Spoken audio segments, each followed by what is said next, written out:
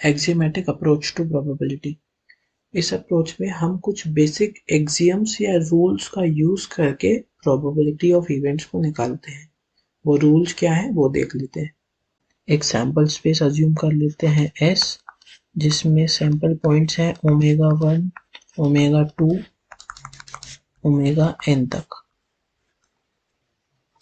First rule, probability of any sample point.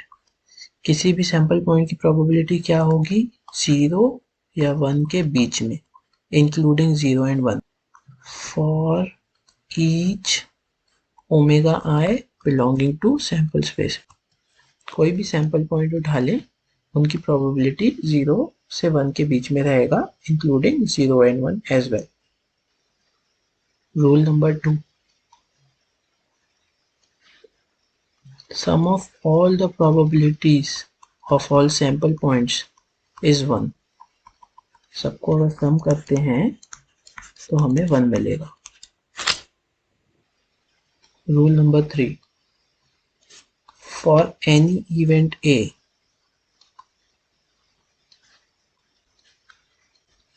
probability of A equals sum of all the sample points in A। इसको कैसे लिखेंगे example से समझते हैं। Let A equals omega 1, omega 2, omega 3। ये तीन elements एक इवेंट A में है।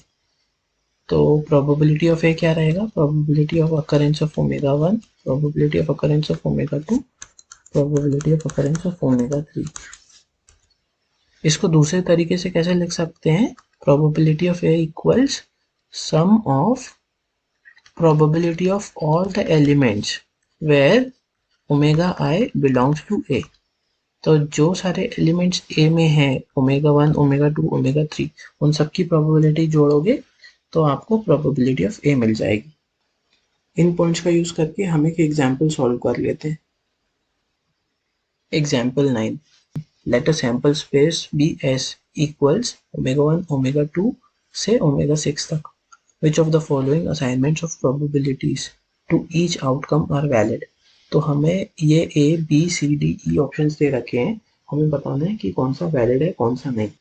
इनको चेक करने के लिए हम एक्सियम्स का यूज करेंगे। पहला एक्सियम यूज होगा, probability of any sample point is between 0 and 1।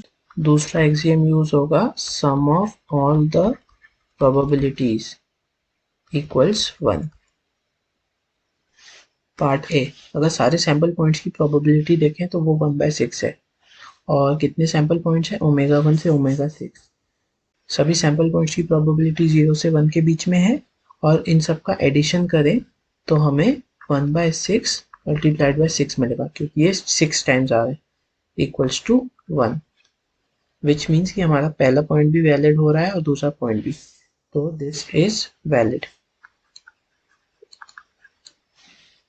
Second, सभी 0 से 1 के बीच में है, या तो 0 है या तो 1 है इस केस में, और सबका सम करेंगे तो 1 मिलेगा, तो ये भी वैलिड है।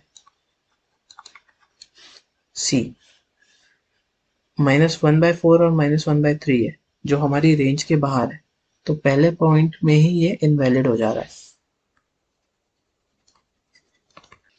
ऑप्शन डी, 1/12 0 से 1 के बीच में है, 1/6 भी 0 से 1 के बीच में है, 3/2 इक्वल्स 1.5 जो 1 से बड़ा है, तो ये इनवैलिड हो गया फर्स्ट पॉइंट में ही।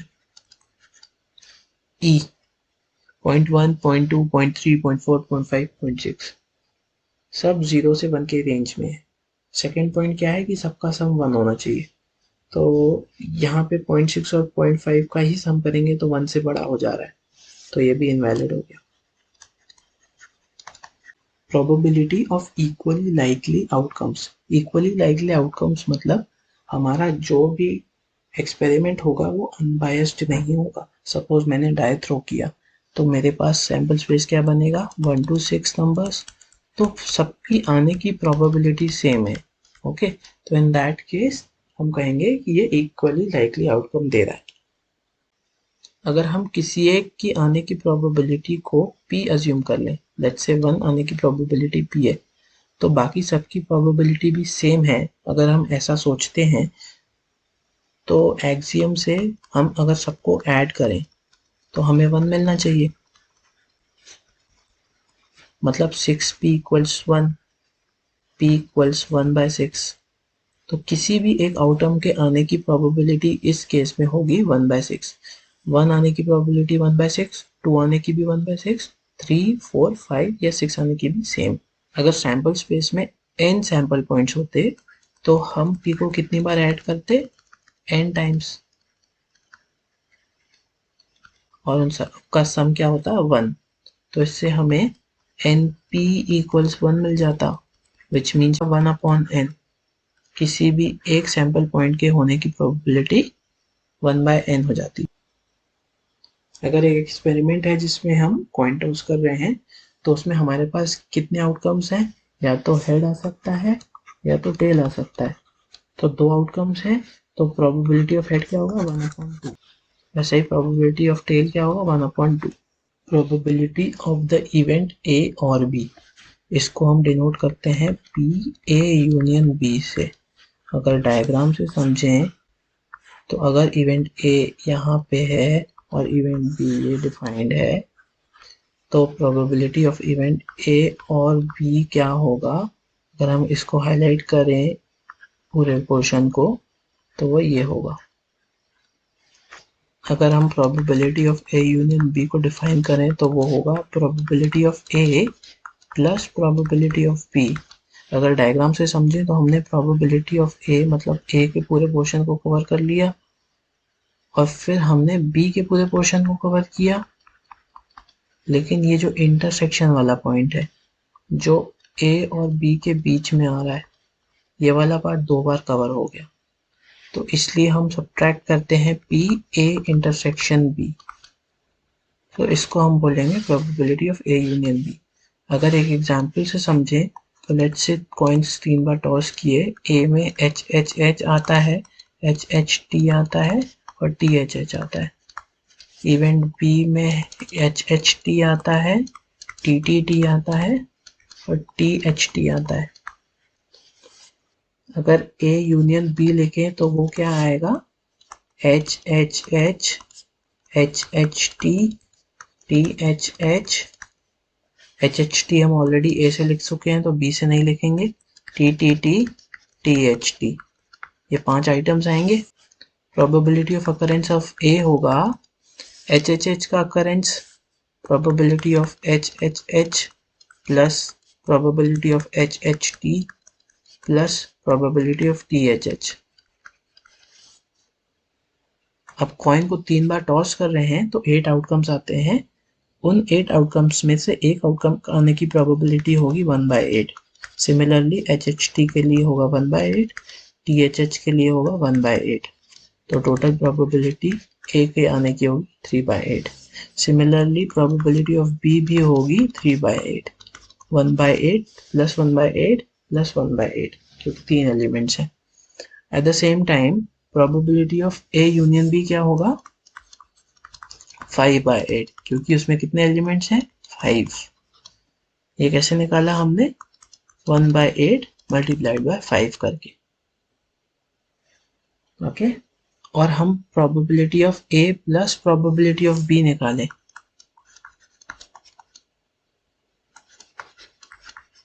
तो वो आएगा 3/8 प्लस 3/8 जो कि होता है 6/8।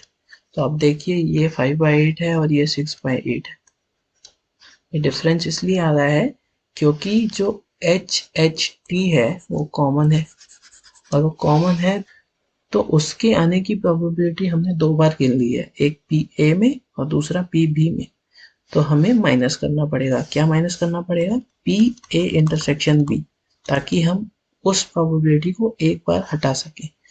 तो पी ए इंटरसेक्शन बी क्या होगा, probability of H H T, ये होगा 1/8।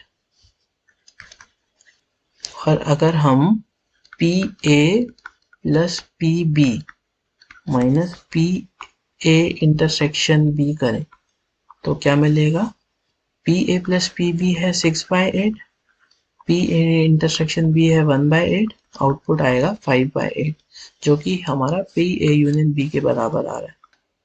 हेंस हमने एग्जाम्पल से अपनी इस डेफिनेशन को प्रूव कर लिया। इसको हम एक और तरीके से लिख सकते हैं, अगर ये A है और ये P है तो ये हो गया A माइनस B, ये हो गया B माइनस A और ये पोर्शन हो गया A इंटरसेक्शन B। तो हमें A यूनियन B निकालना हो तो ये तीन पोर्शन जो हैं इनका यूनियन कर लेंगे तो A यूनियन B निकल जाएगा। P A union B equals P A minus B union P A intersection B union P B minus A।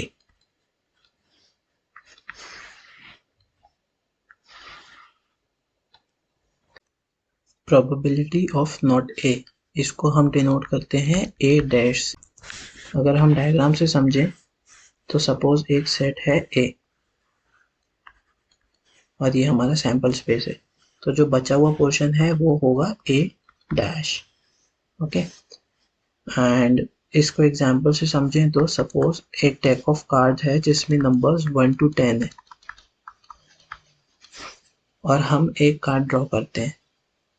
Event A में हम कहेंगे कि 1 3 5 और 10 आ सकता है। ओके, सो A डैश क्या होगा? A डैश होगा 2 4 6 7 8 9। जब सैंपल स्पेस में से एक को हटा देंगे तो A डैश मिल जाएगा। प्रोबेबिलिटी ऑफ A क्या होगा? 4 आउट ऑफ 10, क्योंकि 4 एलिमेंट्स निकाल रहे हैं out of 10। Probability of A dash क्या होगा? 6 आउट ऑफ 10, क्योंकि A डैश में 6 एलिमेंट्स हैं। यहाँ पे A है 0.4 और A डैश है 0.6। 0.6 को हम 1 माइनस 0.4 भी लिख सकते हैं, जो कि होगा 1 माइनस प्रोबेबिलिटी ऑफ A। इसको एक और तरीके से समझें तो प्रोबेबिलिटी ऑफ A और प्रोबेबिलिटी ऑफ A डैश का सम करेंगे तो हमें मिलेगा प्रोबेबिलिटी ऑफ सैंपल स्पेस, जो क्या होता है 1। एक्सियम से हमें पता है। तो probability of A plus probability of A dash हो गया 1। तो हमें प्रोबेबिलिटी ऑफ A निकालना है तो क्या होगा 1 minus probability of A dash, जो कि हमने एग्जाम्पल से यहाँ पे प्रूव भी कर दिया।